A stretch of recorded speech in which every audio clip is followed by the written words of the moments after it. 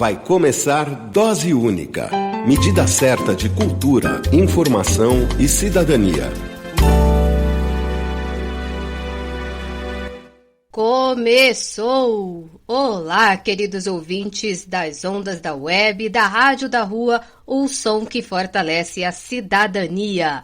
Alô, vocês que se conectam com Dose Única no Spotify e no YouTube. Eu sou a Cláudia Pereira e você ouve Dose Única, medida certa de informação.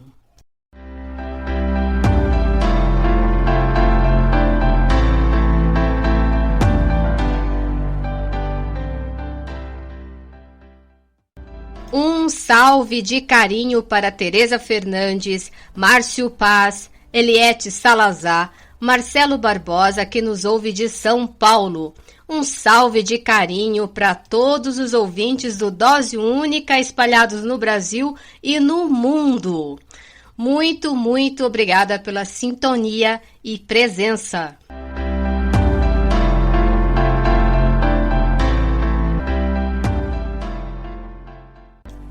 Bom, eu espero que todos vocês estejam bem por aí, com saúde e vacinados.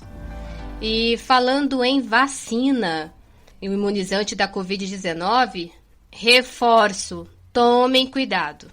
Usem máscaras, mas use de forma adequada. E o que é essa forma adequada, né, que eu sempre falo por aqui? As máscaras, elas precisam cobrir perfeitamente a boca e o nariz. A máscara não pode ficar folgada no rosto, não pode ficar abaixo do nariz, não pode ficar abaixo do queixo. E eu vejo muito essa cena pelas ruas de São Paulo. E sem falar que precisa usar a máscara mesmo após tomar as 2 doses de vacina. Falando sobre as vacinas, a partir do dia 6 de setembro, o estado de São Paulo amplia a campanha de vacinação com a aplicação da 3ª dose para pessoas com mais de 60 anos. Essa dose de reforço, que também será aplicada em todo o país a partir do dia 15 de setembro, é destinado a 2 grupos: os idosos acima de 70 anos, isso a nível nacional, e os imunossuprimidos, ou seja, pessoas com baixa imunidade em razão de problemas de saúde ou que estejam fazendo hemodiálise, enfim, pessoas que tenham algum problema de saúde e precisam tomar a 3ª dose de reforço contra a Covid-19. E eu quero informar mais uma coisa. Ao contrário das informações que aparecem nos grupos de conversas das redes sociais, a 3ª dose da vacina é para reforçar, uma vez que nós temos novas cepas da Covid por aí. Então, é falso a informação de que as 2 doses aplicadas foram ineficazes e que precisa tomar a 3ª. A 3ª dose é mais um reforço. Temos que cuidar de nós, temos que cuidar dos outros enquanto as variantes da Covid existir. Não tem outra forma. Então, não espalhar notícias falsas também é uma maneira da gente proteger os nossos amigos, né? Então, por favor, quando você receber qualquer informação, cheque antes de você espalhar para alguém. Além do vírus da Covid-19, nós também temos que lutar contra esse vírus aí das notícias falsas. Nós vamos continuar tomando os imunizantes contra a Covid por tempos. A exemplo da vacina da gripe HN1. Aliás, você que ainda não tomou a vacina da gripe, procure um posto de vacina próximo de você e tome a vacina da gripe. Por favor, vacine-se. O Conselho Nacional de Secretários de Saúde, o CONAS, registra que há uma queda na média móvel de óbitos no Brasil. O número está abaixo de 700, são mais de 570 mil mortes por Covid-19 no país. O número de contaminados passa de 20 milhões e 700 casos confirmados. Número de vacinados com 2 doses ou única dose, agora nós estamos com 28%, o que é muito pouco até agora. Mais de 60% já tomaram a primeira dose. Então, não façam escolhas. Vacina boa é vacina no braço. Nós precisamos alcançar a marca de 75% de brasileiros imunizados.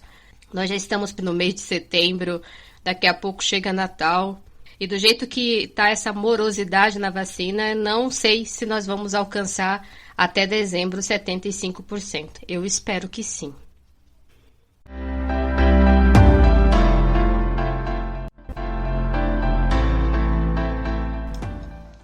Então, eu falando de vacina, e vocês devem ter percebido que a minha voz está bem estranha, né? Falando pelo nariz e tudo. Mas é que eu estou gripada. Mas eu tomei a vacina da gripe HN1, tá? Só para vocês saberem, que mesmo assim, nós precisamos tomar vacina de qualquer jeito.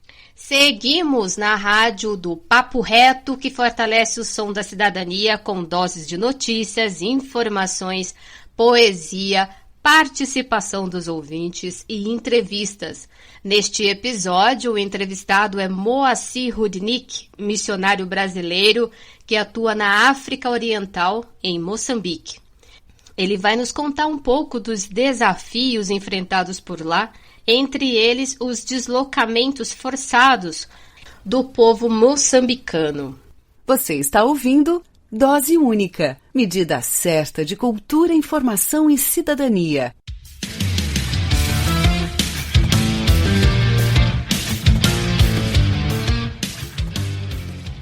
Atendimento itinerante e censo para a Pop Rua de São Paulo. A Prefeitura de São Paulo lançou dia 27 o Centro de Promoção e Defesa dos Direitos da Pop Rua. O centro de atendimento será realizado por uma unidade móvel, que é um ônibus, com estrutura suficiente para atendimento. O serviço, que segundo a Prefeitura considera inédito na cidade de São Paulo e também no país, será de forma itinerante em regiões de maior concentração de pessoas em situação de rua, de segunda a sexta-feira, das 10 às 17 horas e aos sábados, das 10 às 16 horas. O ônibus que percorrerá os territórios da Pop Rua da capital paulista fará atendimento por uma equipe multidisciplinar, experientes com pessoas em situação de rua, composta por educadores, advogados e assistente social. Os profissionais farão um atendimento direto e também farão uma busca ativa para ofertar escuta e também atendimento. Uma outra informação também que a Secretaria Municipal de Assistência e Desenvolvimento Social, SMADES, anunciou é que irá antecipar o censo da população em situação de rua da cidade de São Paulo. O processo para contratar a empresa que irá fazer a pesquisa começou na última semana de agosto. O último censo, que foi realizado em 2019, revelou que a Pop Rua da cidade de São Paulo, na época, saltou de 15 mil pessoas em 2015 para 24 mil em 2019, um aumento de 53% no período.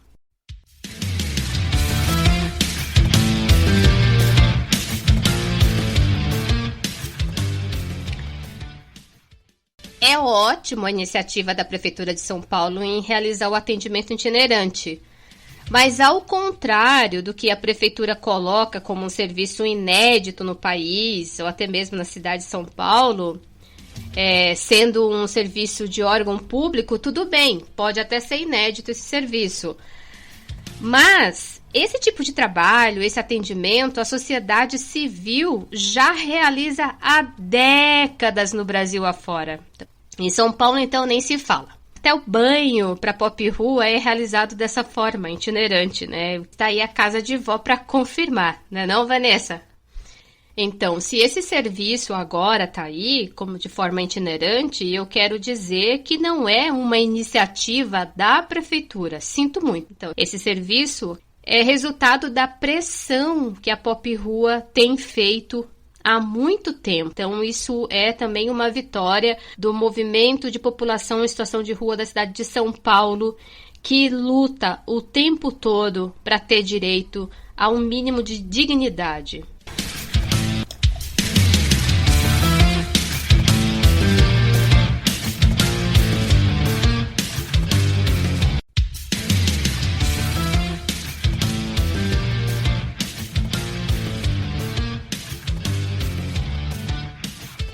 Supremo Tribunal Federal iniciou o julgamento do Marco Temporal dos Povos Indígenas.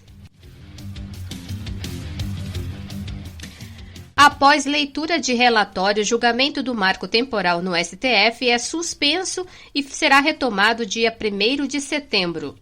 O Supremo Tribunal Federal, o STF, começou a julgar dia 26 de agosto se as demarcações de terras indígenas devem seguir o marco temporal. Por esse critério, indígenas só podem reivindicar a demarcação de terras que já eram ocupadas por eles antes da data de promulgação da Constituição de 1988. A sessão do Supremo foi encerrada após a leitura do relatório de Edson Fachin e o presidente da Corte, Luiz Fux, garantiu que o julgamento será retomado com prioridade. Rafael Modesto, assessor jurídico do CIMI, falou que a expectativa é grande para que a próxima sessão povos indígenas caminhem para uma vitória. A expectativa é de que no primeiro dia possam colher as sustentações orais dos advogados das partes, dos advogados dos amigos da corte, e que na quinta-feira, numa sessão extraordinária, já possa então colher os votos. Estávamos numa expectativa boa de que o julgamento pudesse avançar um pouco mais, mas o fato de ter iniciado com a leitura do relatório já é um elemento extremamente importante, um relatório minucioso do ministro Edson Fachin, o relator do processo, que traz aí as grandes questões envolvidas na disputa processual, na disputa nesse recurso extraordinário, ou seja, as relações de posse dos povos indígenas com relação às suas áreas de ocupação tradicional, à luz do artigo 231 da nossa Constituição Federal. A expectativa é de que, então, o ministro relator já apresentou seu voto quando estava no plenário virtual, de que na semana que vem ele traga um voto idêntico, similar ao que já apresentado, e que contra a tese do marco temporal repelida intensamente pelos povos indígenas e pelas organizações de apoio, pelas organizações da sociedade civil, pela sociedade como um todo, artistas, intelectuais, e na defesa do direito originário, da tese do indigenato, da vontade do Constituinte Originário de 88 e, portanto, em defesa da nossa Constituição Federal Cidadã. O indígena Enoque Taurepang lembrou do julgamento Raposa do Sol, que se arrastou por muito tempo, mas o objetivo é pôr uma pedra no marco temporal, diz ele. Olá, parentes. Olá, Caraiuás. Aqui estamos na linha de frente. Muito feliz com o primeiro voto a favor da vida dos povos indígenas e contra o marco temporal. A gente sabe muito bem, nós que somos de Roraima, a gente sabe que as coisas não acontecem da noite para o dia. Terra indígena Raposa Serra do Sol demorou mais de 30 anos para sair uma decisão, foi muita luta, mas a gente tem a resiliência ao nosso lado. Então a gente pensa da mesma forma no caso da repercussão geral, no caso do marco temporal. A gente sabe que uma decisão tão importante não pode ser tomada em um dia, em 3 dias. Levam vários dias, mas assim a gente fica feliz, porque o voto do ministro foi favorável e muito bem pautado, respeitando a realidade e a Constituição Cidadã, que é a que rege ainda o nosso país. Então a gente vai continuar firme e forte na luta aqui em Brasília e também lá nas bases, nos nossos estados. Essa vitória é de todos nós, a gente está muito feliz e o nosso objetivo maior é derrubar, é pôr uma pedra em cima desse caso do marco temporal. Sim à vida indígena, sim aos povos indígenas e sim a um país saudável de fato, que respeite os povos originários que vivem hoje nesse país. Povo unido! Povo unido! Mais de 6.000 indígenas de 176 povos estão em Brasília no acampamento Luta pela Vida. Eles acompanharam a primeira sessão do julgamento projetado em um telão na frente do Supremo Tribunal Federal. Os indígenas decidiram em plenária permanecer no acampamento e manter a mobilização, seguindo os protocolos sanitários de combate à Covid-19. O grupo permanecerá para acompanhar o julgamento, que será retomado no dia 1º de setembro, e também continuarão para somar forças com a segunda Marcha das Mulheres Indígenas, que acontece entre os dias 7 e 11 de setembro em Brasília. A Conferência dos Religiosos do Brasil, a CRB, apoia a causa dos indígenas e está presente no acampamento Luta pela Vida, e realizou campanhas para ajudar com alimentos e itens básicos que a organização precisa. A presidente irmã Maria Inês Vieira diz que a luta é pela vida de todos. Estamos todos acompanhando o acampamento dos indígenas aqui em Brasília, exatamente para lutar contra o marco temporal que destruirá as reservas do nosso país, as reservas que ainda podem preservar o nosso ambiente, o nosso planeta. É uma luta nobre, justa, e por isso nós estamos apoiando os mais de 6 mil indígenas aqui em Brasília, de mais de 160 etnias. Muita gente lutando pela vida, lutando pelo planeta, lutando pela nossa casa comum. Por isso, nós estamos aqui como Conferência Religiosa do Brasil, apoiando esta causa. E vamos rezar para que o STF vote a favor dos nossos povos indígenas.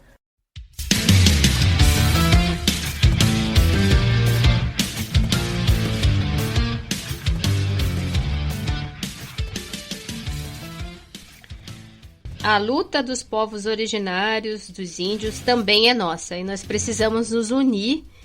E eu vou tentar explicar de uma forma objetiva o que é esse marco temporal. O marco temporal é uma tese jurídica que considera que os indígenas só têm direito às terras nas quais já estiveram estabelecidos no dia da promulgação da Constituição Brasileira, ou seja, desde o dia 5 de outubro de 1988. Ruralistas e setores do agronegócio que já exploram as terras indígenas, as terras tradicionais, a exemplo mesmo aí do estado do Mato Grosso, eles querem que as terras dos povos indígenas sejam demarcadas desde a promulgação.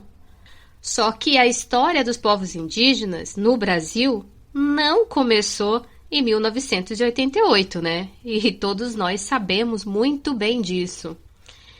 E vocês devem estar se perguntando por que essa repercussão agora, por que esse debate, em que tudo isso pode influenciar.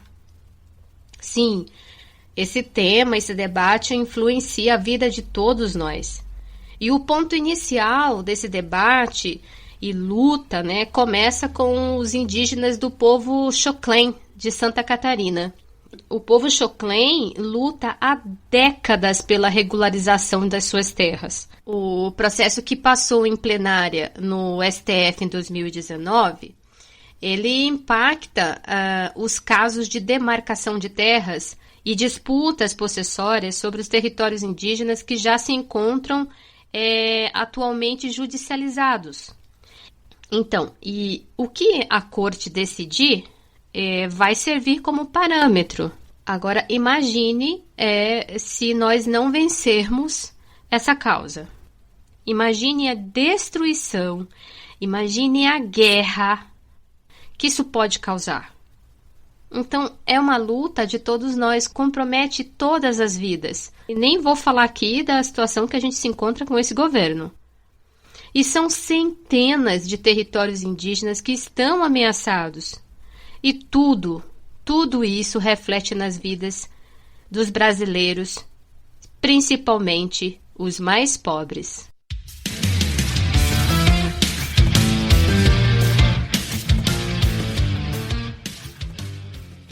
IBGE divulga a estimativa populacional. O Instituto Brasileiro de Geografia e Estatística divulgou as estimativas das populações residentes em 5.570 municípios brasileiros.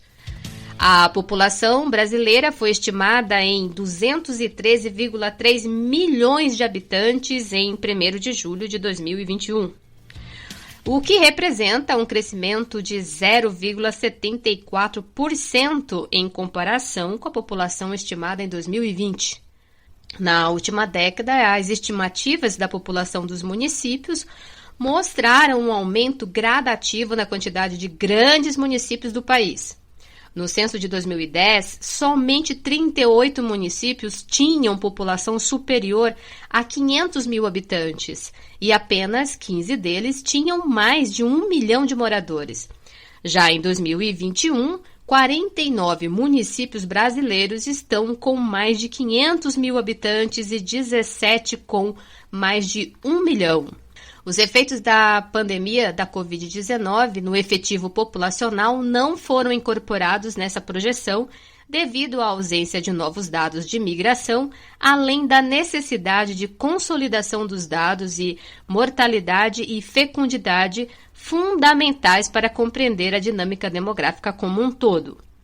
O Censo Demográfico de 2022 terá não somente uma atualização dos contingentes populacionais, como também subsidiará as futuras projeções populacionais fundamentais para compreender as implicações da pandemia sobre a população em curto, médio e longo prazo.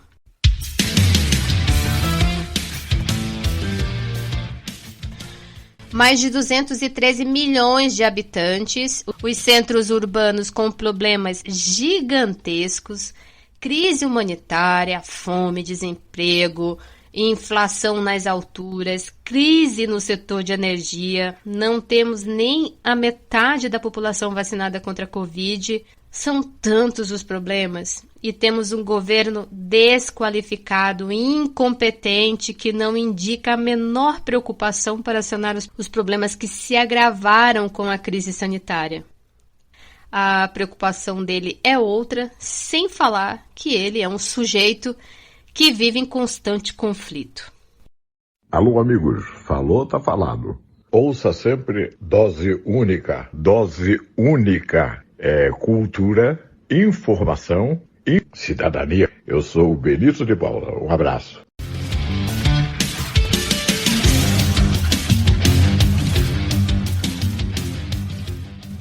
As notícias e informações que você acabou de ouvir teve como fonte Jornal O São Paulo, Agência Brasil, Portal G1, a APIB, Articulação dos Povos Indígenas do Brasil, Instituto Brasileiro de Geografia e Estatística, IBGE. Dose Única. Medida certa de cultura, informação e cidadania.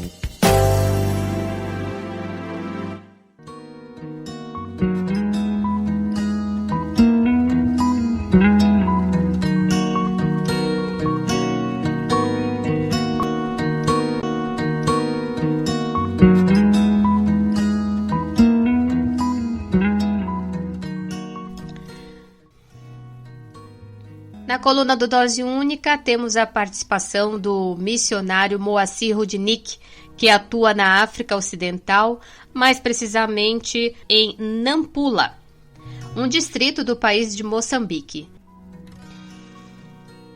Moacir é brasileiro, natural do estado do Paraná e pertence à congregação religiosa do Verbo Divino. Moçambique fica no sudeste da África, é um dos países mais pobres do mundo, foi colonizado pelos portugueses. O idioma oficial é o português, mas ele é pouco falado, a maioria da população usa dialetos locais, mas isso depende muito de cada distrito, né? Em 2019, o país foi atingido por um ciclone que devastou o país.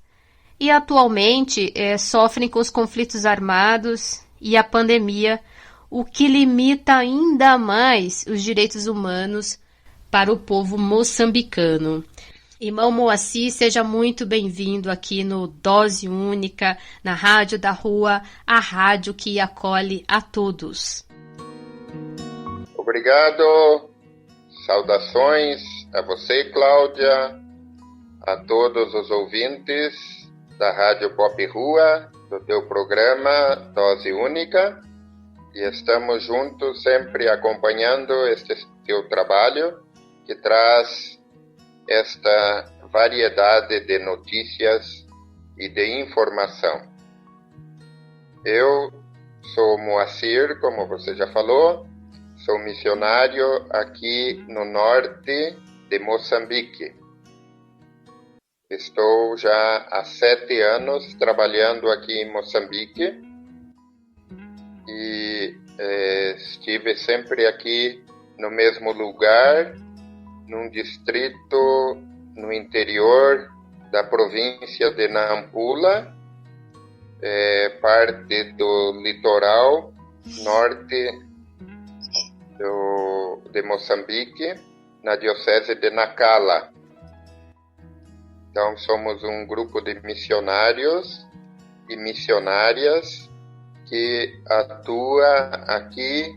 É um município, um distrito, aqui se chama distrito, que tem mais de 200 mil habitantes. Nossa, Moacir, quando você falou aí da quantidade de habitantes, só no distrito em que você está, é muita gente, né? Sim, aqui você anda na rua, é cheio de criança. A gente sai de carro, as crianças correm e gritam, padre, padre, já conhecem o carro da missão, né? Uhum. Padre, irmã, estão sempre gritando. Mesmo segunda-feira eu fui tomar a segunda dose da vacina, fui caminhando a pé até o hospital, são 2 quilômetros. Eu levei mais de 1 hora porque as crianças vinham cumprimentar, conversar, as pessoas perguntando, conversando. Então, já há 7 anos que estou aqui, então a gente é bem conhecido também. Apesar da maioria ser muçulmano, mas temos um bom relacionamento. Interessante. Aproveitando que você falou sobre a vacina, vai tomar a segunda dose, como é que está a questão da pandemia aí no distrito onde você se encontra? Como que está a situação da vacina? Se todo mundo já conseguiu, ou parte da população já tomou o imunizante? Como é que está esse momento pandêmico aí por aí também, Moacir? Olha, tivemos no início do mês já a segunda via, né? Nós tomamos no mês de maio, onde veio o primeiro lote de vacinas, e agora, essa semana passada, estávamos a tomar a segunda dose. E no início do mês, até dia 18, eles vacinaram a primeira dose do segundo lote. Então, agora, a partir de amanhã, eles começam a vacinar já a segunda dose desse segundo lote. Porque nós, da primeira, foi 2 meses tinha que esperar. Agora é só 21 dias, é uma outra vacina já. Mas muita gente não quer tomar a vacina.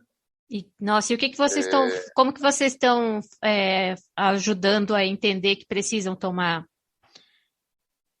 Sim, a gente leva as pessoas que colaboram conosco aqui, os trabalhadores da missão, catequistas, as lideranças, a gente está colocando, né, que seria bom tomarem e tudo, e eles também divulgarem. Uhum. Mas a quantidade de vacina é mínima, né? Porque, como eu falei, são mais de 200 mil habitantes. Eu não sei se chega a 10 mil que foram vacinados.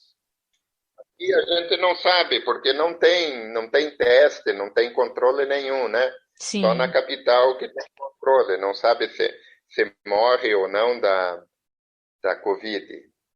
Nas capitais, aí a situação é mais complicada, né?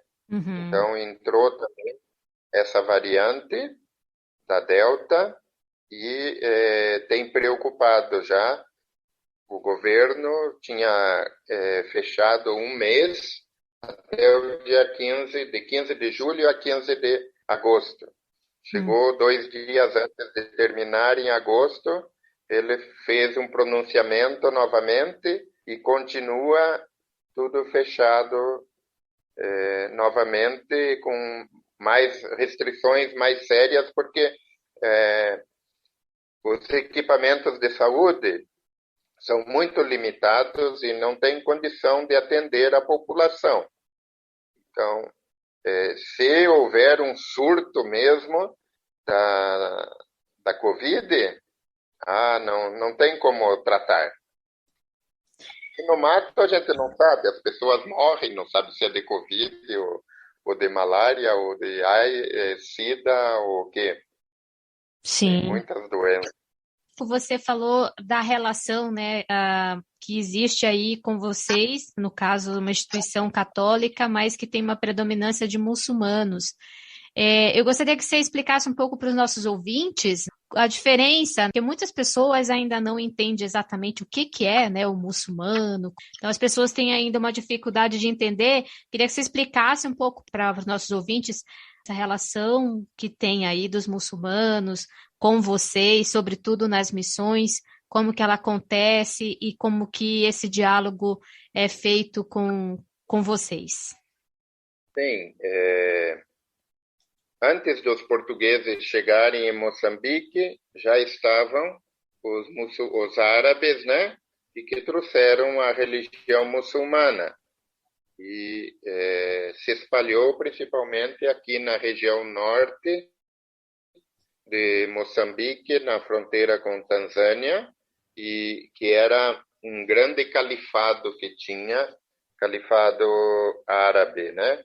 Uhum. E aqui mesmo, perto onde nós estamos, tinha também um califado, que era o califado de Angoche. Hoje não existe mais. Da região da nossa diocese, né? Então, toda esta região teve uma forte influência dos muçulmanos. A população, então, se misturou um pouco e acolheu a religião muçulmana e depois a religião cristã católica, e hoje já outras igrejas também estão presentes, né? Sim. E procuramos, então, quer dizer, vivemos com eles. Eles são os comerciantes sobressaem mais no meio da população, tem a maioria das lideranças e tal, né? São muçulmanos. Então, continuamente a gente está em diálogo com eles.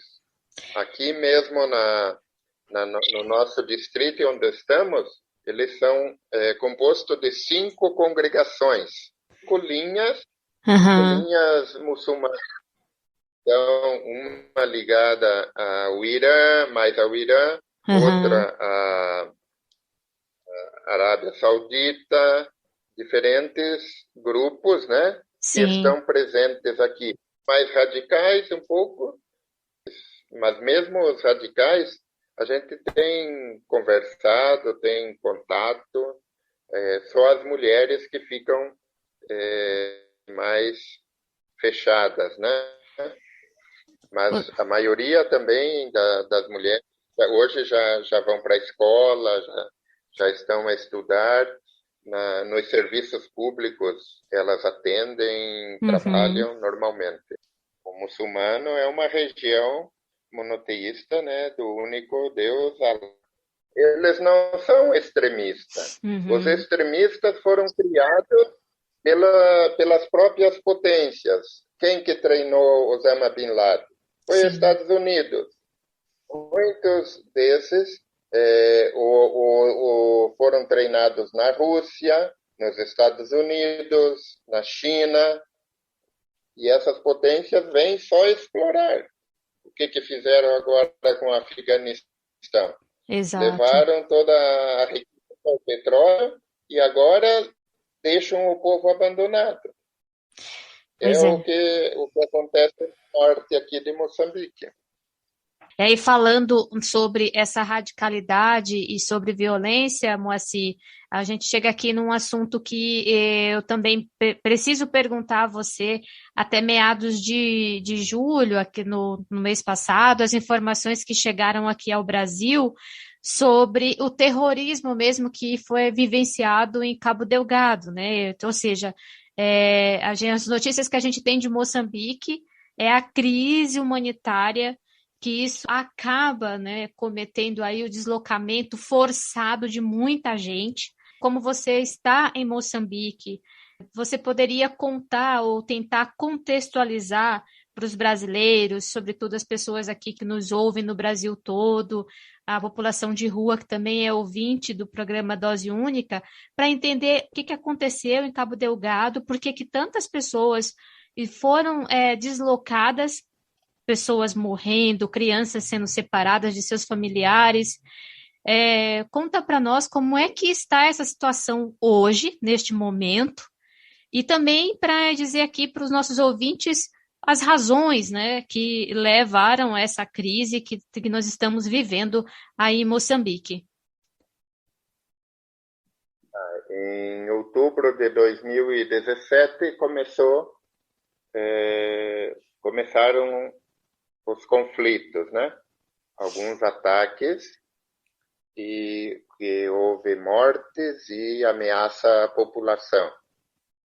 E assim foi progredindo esses ataques, né, esses conflitos, até chegar numa situação insuportável um pouco no final do ano passado, onde já tinham conquistado várias cidades, né, várias vilas dos distritos do norte de Cabo Delgado. Assim, o ápice foi o ataque à Palma, agora no mês de março, e onde estava aí sendo montado toda uma área de exploração, né, da multinacional Total. Antes era a Anadarko de Estados Unidos, que depois vendeu para a Total de França, e para exploração de gás, né, gás natural. Então, é uma grande reserva de gás que Moçambique tem, mas também toda a província, né, de Cabo Delgado é uma província muito rica em minerais. Tem empresas explorando o rubi, grandes empresas que estão com controle muito forte sobre a população, outras explorando grafite, tem diamante, tem vários recursos naturais e também estão tirando a mata, a madeira, né, das florestas e estão a destruir tudo. Em contrapartida, não há um retorno para a população. O que aconteceu? Então, alguns elementos aí foram estudar fora e voltando ficaram indignados com esta situação e começaram a organizar grupos, né? Sim. Rebeldes, e começa a se engajar. Alguns de livre e espontânea vontade, outros são obrigados mesmo. Por exemplo, tivemos situações aqui de congregações que tinham casas de formação lá, que tiveram que tirar os jovens de lá porque eram sequestrados. As meninas são levadas para satisfazer os guerrilheiros, né? Sim. Ou para produzir mais filhos para depois ter outros guerrilheiros.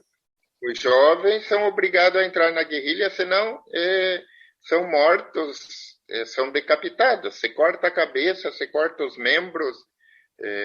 Nós estamos acolhendo ainda as pessoas que estão a fugir de lá, os deslocados, né? Esse mês mesmo aqui na nossa paróquia chegou mais de 100 pessoas, né? Na área que nós trabalhamos. Então, é uma situação triste. E esse contraste muito grande, né? Essa contradição de uma terra que tem riquezas minerais fortíssimas, mas uma população absurdamente pobre. As pessoas são obrigadas a ser deslocadas para outros lugares dessa forma. Está mais concentrado no Cabo Delgado ou essa situação, essa crise, ela está se espalhando mais forte também para outros distritos? Não, ela se concentra no norte de Cabo Delgado, né? Era praticamente 4 ou 5 distritos que estava mais restrito. Uhum. Então, mas foram mais de 700 mil pessoas, né, que tiveram que fugir dessa situação. Agora nós estamos fazendo um acompanhamento às famílias, fizemos um treinamento estes dias aqui para pessoas, né, da nossa paróquia, através de Caritas, que está a atender muitas dessa situação, e para um acompanhamento psicossocial, porque eles vêm com muitos traumas. Por exemplo, tem crianças que estão sem pai, sem mãe, não sabem onde estão, outros que viram o pai, a mãe ou alguém da família ser assassinado, né? O psicológico está muito afetado. Praticamente nós estamos bem longe da situação, né? Mas, Moacir, como que nós daqui do Brasil podemos ajudar de alguma forma essa situação, né, que está sendo vivenciada em Moçambique, e também ajudar a comunidade onde você está inserido? Como que nós podemos ajudar? Como que os ouvintes que estão agora te escutando podem ajudar de alguma forma? A CNBB, através da Caritas, tem sido um grande suporte em toda esta situação. Cada diocese tem sua Caritas. Em Cabo Delgado mesmo, ela é que, junto com o PMA, né, que é o Programa Mundial de Alimentação da ONU, certo, tem incluído a alimentação, tudo, para essa população. Nós aqui na nossa diocese temos feito também uma campanha ajudando, né? Agora estamos a olhar um pouco a situação de ajudar eles a construir, né, as moradias, aqueles que já conseguiram ter um espaço onde ficar. São diferentes ações que se vão pensando quando acolhe essas pessoas, né, para dar um pouco de dignidade a elas. E nós estamos a comprar sementes, armazenando para o fim do ano, para eles terem o que plantar, para ver se vão conseguir no próximo ano colher alguma coisa. Esse ano distribuímos mais de 100 toneladas de alimentos e sementes, né?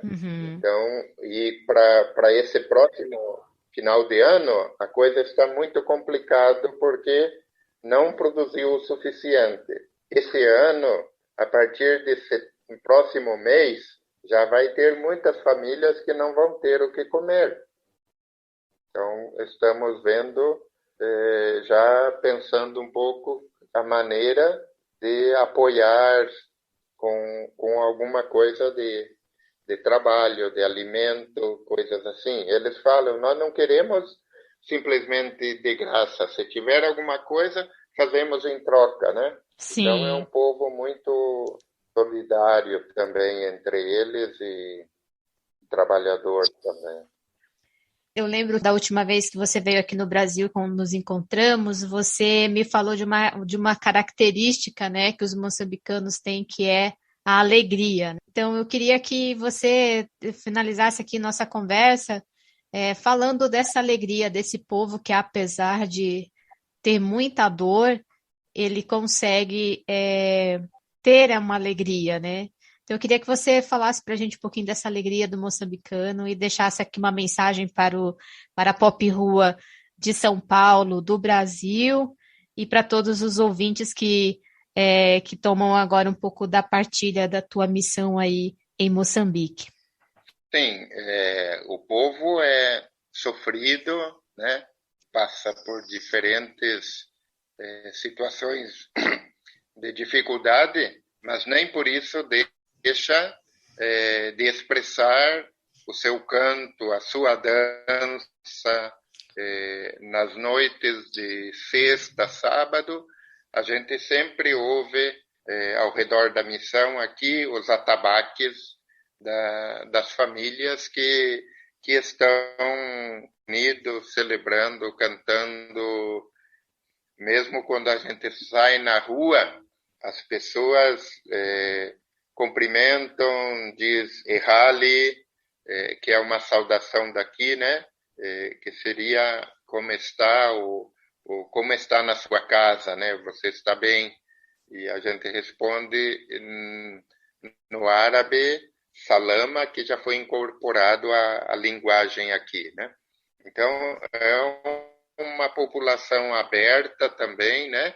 A acolher, né? Resiliente a essas situações de sofrimento, que não fica chorando leite derramado, mas vai em busca de alternativa, volta, plantou esse ano, não deu, volta a fazer a machamba, a trabalhar, né? Não desiste, está sempre ali, mas a grande maioria quer sobressair com o seu próprio serviço, as suas próprias forças.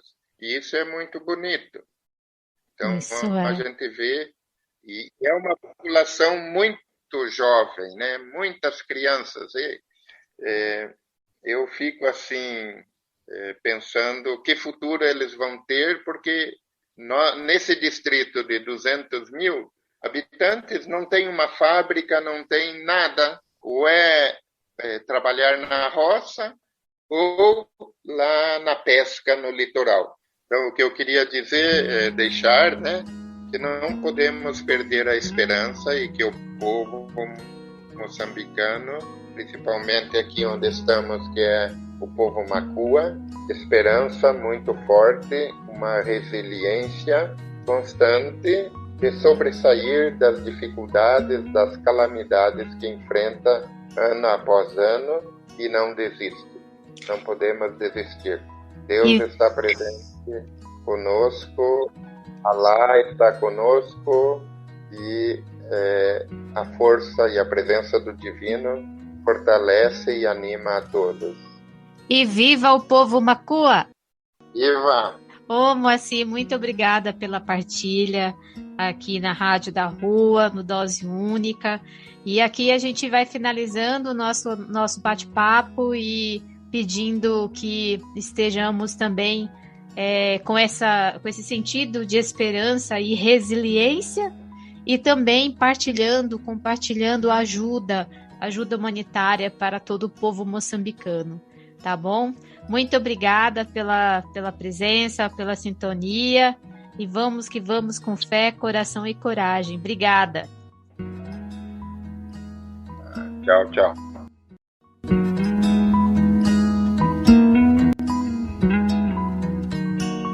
Mais uma vez, muito obrigada, irmão Moacir, pela partilha. Moçambique e Brasil têm problemas sociais, econômicos, políticos parecidos, né? Um país pobre, com riquezas minerais, capaz de sanar a miséria, o povo sendo explorado e explorado por outros países, né? A exploração do capitalismo. E para quem quer contribuir, para as pessoas, comunidades, instituições que gostariam de ajudar a comunidade onde o Moacir se encontra, em Nampula, em Moçambique, pode depositar qualquer valor na conta bancária do Banco do Brasil, que está em nome de Moacir José Rudnick, Moacir José Rudnick, RUDNICK, agência 7059, dígito 9, conta corrente 76348, dígito 9. Agência 7059, dígito 9, conta corrente 76348, dígito 9. Ou você pode doar também através da Caritas Brasileira, que é Banco do Brasil, agência 0452, dígito 9, conta corrente 20200, dígito 9. Agência 0452, dígito 9, conta corrente 20200, dígito 9. E o CNPJ da Caritas Brasileira é 33 654 419, 1000 ao contrário 16. CNPJ 33 654 419, 1000 ao contrário 16. Toda ajuda que chegar vai contribuir, principalmente para esse momento em que o irmão Moacir falou que precisam comprar e distribuir sementes para o plantio e garantir a colheita do próximo ano e assim amenizar a fome da comunidade Nampula, o distrito em que ele se encontra lá também com outros missionários em Moçambique, na África. Dose única. Medida certa de cultura, informação e cidadania.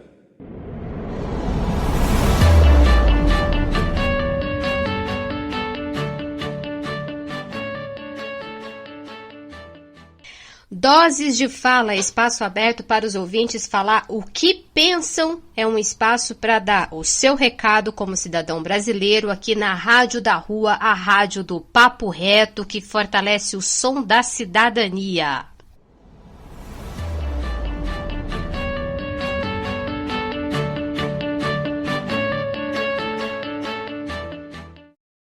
Olá, sou a Denise Mello.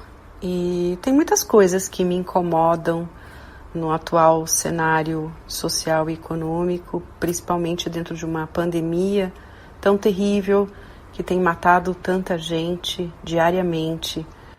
Uma das coisas que me chama mais atenção, em primeiro lugar, é a desigualdade de comprometimento das pessoas. Não é todo mundo que se preocupa com o outro, usando adequadamente a máscara.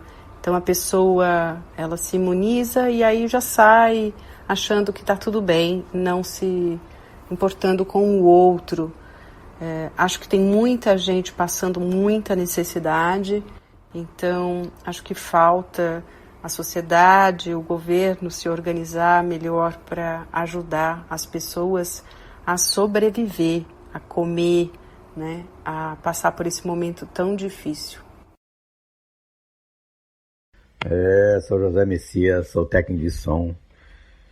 Nessa pandemia toda, a minha classe foi com certeza a mais atingida. Shows, eventos, estou há 1 ano e 7 meses praticamente sem fazer nada e sem ver uma luz no fim do túnel. Falo pela minha classe, sabe? Que está muito complicado, tudo muito complicado. E nesse atual cenário político, vejo a gasolina a R$6 e quando eu vejo a gasolina a R$6, eu olho para o diesel, que também muito caro. E quando se fala em diesel, se fala em caminhões. Quando se fala em caminhões, se fala em transporte de comida, de bebida, o básico para uma pessoa, né, sobreviver. E tá tudo muito caro, né? E eu não sei o que esse governo atual vai fazer para mudar esse cenário. Estou aqui de camarote vendo os poderes brigando entre si. Que estão brigando só por poderes entre eles. Não tem nada a ver com o povo. Né? Não são coisas para o povo. São coisas para eles. Fico realmente triste que num cenário de pandemia mundial estamos aqui vendo o Brasil se afundando em brigas políticas. Eu gostaria de ter soluções políticas, que automaticamente as soluções políticas são soluções para o povo. E eu não estou vendo isso. Um abraço para vocês. Fiquem com Deus. Meu nome é Maria Inês, eu sou professora universitária. E o que está me incomodando muito, né, nesse cenário aqui brasileiro é essa inflação subindo, né, o preço dos alimentos principalmente, e eu fico muito preocupada cada vez que eu vou ao supermercado, né, como que as pessoas que ganham um salário mínimo ou ganham pouco, ou as famílias são muito grandes, como que elas estão, né, se virando para comer principalmente. A gente vê muitas notícias de pessoas de crianças até que estão deixando de comer para as mães comerem, ou, né, chefes de família que estão comendo ossos, assim, isso está me deixando muito preocupada mesmo, né, graças a Deus, né, na minha família a gente está conseguindo, né, comer, continuar comprando as coisas, mas a gente está num cenário assustador, né, fora as liberdades, né, de imprensa, liberdade pessoal, de manifestação, que eu tô vendo que isso está nos levando a um cenário, assim, desastroso. Ouvintes do Dose Única falando verdades. Denise comenta a falta da consciência de viver na coletividade, e eu penso que nós vamos levar a vida inteira para a sociedade entender o que é, de fato, viver no coletivo. O Zezinho, o José Messias e a Inês destacam aí a crise econômica e a falta de atitude do governo federal de não resolver a crise econômica que nós estamos enfrentando. José Messias, Denise Mello são trabalhadores do setor da cultura. Zezinho é técnico de som, Denise é cantora, Inês é professora, todos sofrendo com a crise econômica que agravou ainda mais na pandemia. A solução é tirar a coisa inútil do Palácio do Planalto. Esse é o primeiro passo para tentarmos amenizar um pouco o sofrimento e tentar colocar as coisas no lugar que foram destruídas, principalmente a precarização de direitos dos trabalhadores. Alô, amigos, falou, tá falado. Ouça sempre Dose Única. Dose Única é cultura, informação e cidadania. Eu sou o Benito de Paula. Um abraço.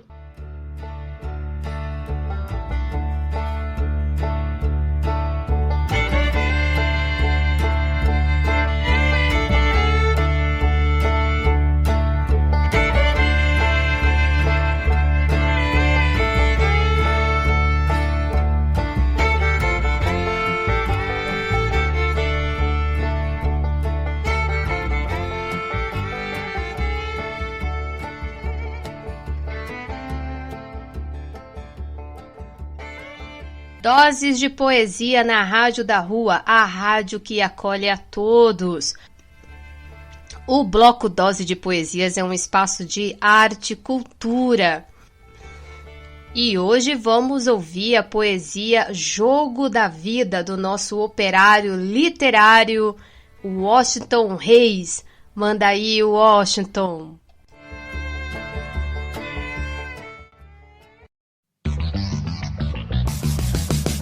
Audiosia, som de poesia, apresenta Um Cara da Rua em O Jogo da Vida, 10-0. Pra quem? Meu amigo, preparar, vai começar, gente amiga, O Jogo da Vida. Aviso que nesse horário o seu adversário é de peso, pois vem a ser tu mesmo. Nesse jogo, meu povo, para ser feliz, é você o seu próprio juiz. Para sair vencedor, o bom jogador deve entrar no estádio em estado de alegria pura, de quem todo dia faz, na paz dos seus passos, um golaço em casa e na rua. Com o patrocínio de Banco da Praça, porque felicidade não vem de graça. Vai começar o primeiro tempo. É você quem faz seu melhor momento, pois o mundo é a sua bola e cada lance é sua chance e escola. Nessa hora, aí meu, desde que você nasceu, se toca. Já é o primeiro toque, seu jogo da vida já era show. A partida começou.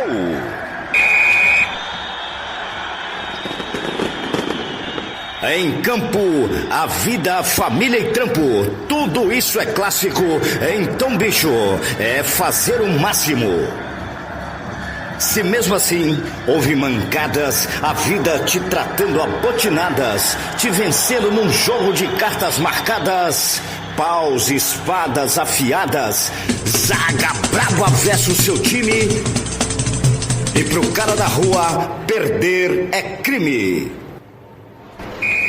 Fim do primeiro tempo, sem choro nem lamento, pois haverá melhor momento.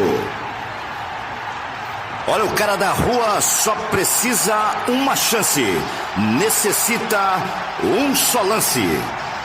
Contra tudo que te oprime, mata, seu time não precisa viver de falta. Contra tudo que te mente, o lance é fatal, feito um pênalti. Como o lance é delicado, melhor conferir no gramado. Olha, contra a cidade, o cara da rua de verdade joga como louco, mas contra a sociedade, ele sabe que é só pra perder de pouco. O cara da rua agora ajeita a bola, não há quem por ele torça, é ele só e sua força. Enquanto vai chutando a pepita, vai pensando na própria vida partida, caminhando como um maloqueiro se acusando de dedo em riste. Ele vai triste, como sujeito que se aponta, como um zagueiro que só faz tento contra. Partiu pra pelota, o povo chama de idiota, o cara da rua mandou nela a pelota. A responsa é muita, mas o cara da rua chuta. A bola vai viajando, o cara da rua imaginando que no jogo da vida ele queria lotar a arquibancada de gente conhecida, de mão aberta e palma inofensiva, nação amiga e por ele torcendo, sabendo que ele voltou e o recebendo com a mesma alegria de um gol. Golaço do cara da rua! Final de transmissão, vamos ouvir o campeão. Olha, é sério, se disser eu quero e for sincero, não desistir, persistir, pode virar o jogo para 10-0. O campeão voltou, o campeão voltou.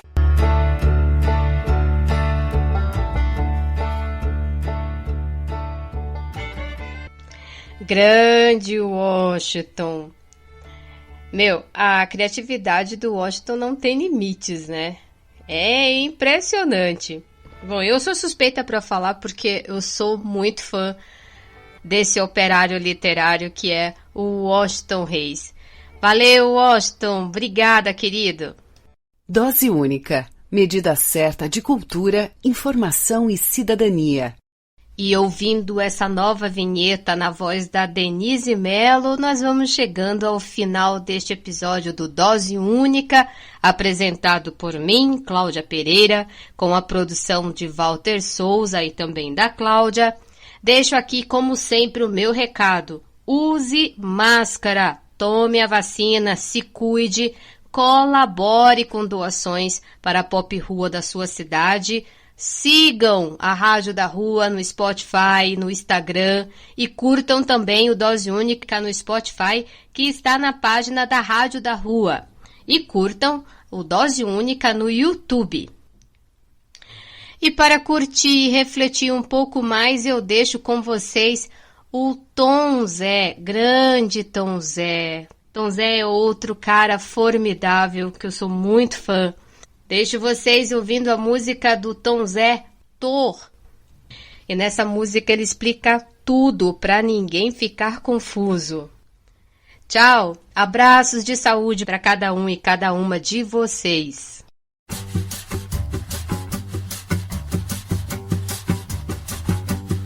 Tô bem de baixo pra poder subir, tô bem de cima pra poder cair, tô dividindo pra poder sobrar, desperdiçando pra poder faltar, devagarinho pra poder caber, bem de leve pra não perdoar.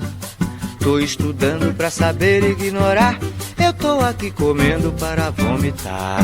Eu tô te explicando pra te confundir, eu tô te confundindo pra te esclarecer. Tô iluminado pra poder cegar, tô ficando cego pra poder guiar.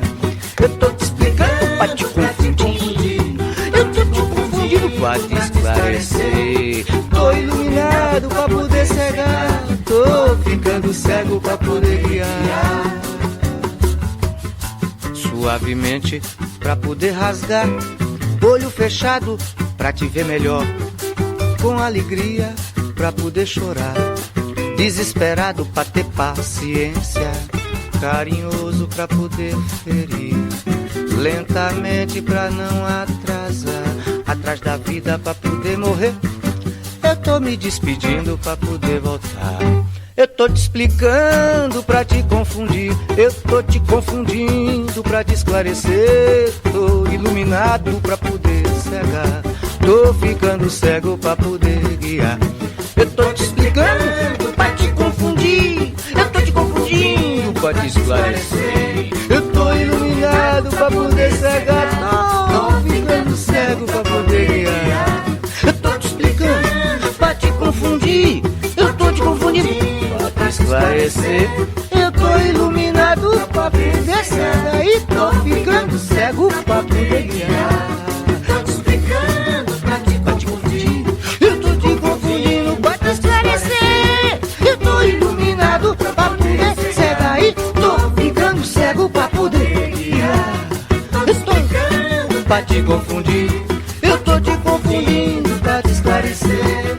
Tô iluminado pra poder cegar, tô ficando cego pra poder guiar. Eu tô te explicando pra te confundir, eu tô te confundindo é pra te esclarecer.